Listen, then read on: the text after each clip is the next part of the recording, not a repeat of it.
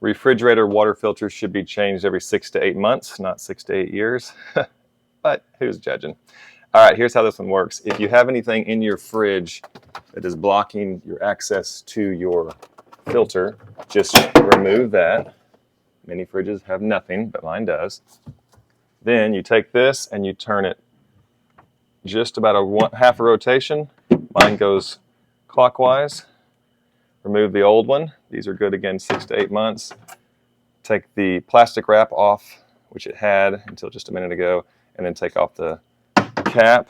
Stick this back in there, find the little hole, go straight up with it, and then it's just again a little rotation, and it's snug. And that's it. Then you're gonna have fresh water for another 6 to 8 months. You can stretch it to 6 or 8 years if you'd like, but I think your family's worth good drinking water. There you go.